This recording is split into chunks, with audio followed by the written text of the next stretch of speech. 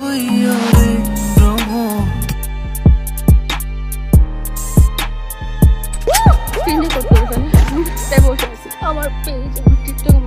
Delete করে দুইটা condition দিছে যে 90 লাখ টাকা দিতে হবে, না হলে আমার সাথে থাকতে হবে। ওর ভাই না, আমি কান ধরছি, প্রয়োজন নাকে খত দিব, ঠিক আছে? আমি আর ওর সাথে নাই। পাবলিক দিস ইজ হাসিবুল 40 বছরের ভালোবাসাও পূর্ণতা পেয়েছিল, কিন্তু সেই ভালোবাসারও হার মানতে হলো। সেই ভালোবাসাও টিকে থাকতে পারলো না শুধুমাত্র টাকার জন্য। দুইটা কন্ডিশন দিছে যে 90 লাখ টাকা দিতে হবে, না হলে আমার সাথে থাকতে হবে। আপনাদের তো আর সাবস্ক্রাইব করতে টাকা পয়সা লাগে না, পিছন দিয়েও যদি একটা ক্লিক মারেন তারপরেও কাজ হয়ে যাবে, সাবস্ক্রাইব হয়ে যাবে।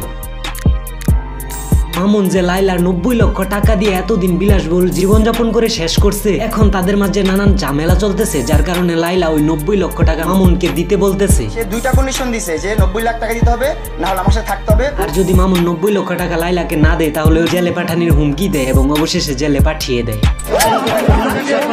আচ্ছা, বিষয়টা বুঝিয়ে বলি। মামুন আগে ছিল ছাপরি টুকাই, মানুষের বিয়ের অনুষ্ঠানে নাচতো গাইতো, এগুলা কইরা কয়টা টাকা পাইতো, আর ওই টাকা দিয়ে নিজের পেট চালাইতো। একটা সময় লাইলা মামুনকে রাস্তা থেকে উঠায় নিয়ে নিজের বাসায় জায়গা দেয়। আরে ভাই, কে তুমি? এবং টুকাইয়ের সাথে বসে যে কাপল ব্লগ নামে নোংরামি শুরু করে।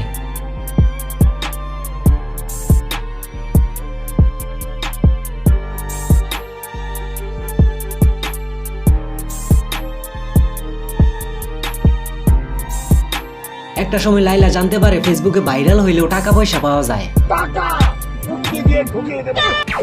তখন থেকে লাইলা মামুনের গল্প শুরু। ভাইরাল হওয়ার জন্য তারা কি না করছে, হিন্দু সাজ্জা বিয়া করছে, মদ খায়া রাস্তাঘাটে মারামারি করছে, ডিভোর্সের নামে নোংরামি করছে, অথচ তাদের কোনো বিয়েই হয় নাই। মানে ভাই, এদেরকে যদি টাকা দিয়ে বলেন যে পর্ন সিনেমা বানানোর জন্য, এরা নিঃসন্দেহে বানাইবো।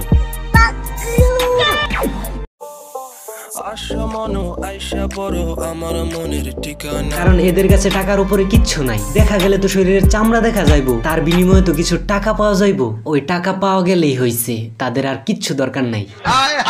বিশ্বাস করেন রাসেল ভাই, মামুনিয়ার মতো শেষরা জীবনে আর একটাও দেখি নাই।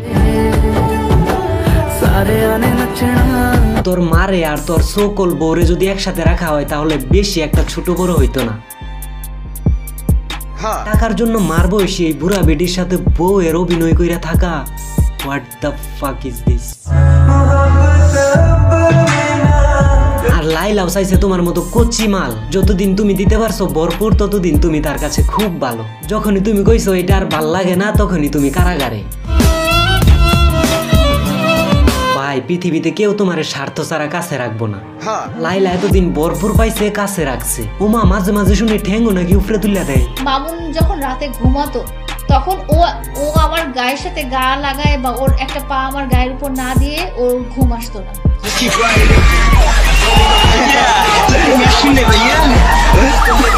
আর এখন মামুনের ভাল লাগে না, এত বড়টাতে দিয়া ভাল লাগবো? ছোট মানুষ মানে লাইলাও সারার বেডি না, তাই জেলে ঢুকাই দিছে একবারে। আপনি তো সেল সেলায় বেচতে যাই। তুই লাইলারে ঢুকাবি না, ভালো কথাতে তুই নিজেই জেলে ঢুকা যা। শুনো মামুনি, তোমার তো আর একটা দিয়া হয় না। যে ছেলেটাকে দিয়ে এতদিন সার্ভিস নিছো, ওই ছেলেটাকে অবশেষে জেলে ঢুকাই দিলা। আসলে কাজটা ঠিক করো নাই মামুনি।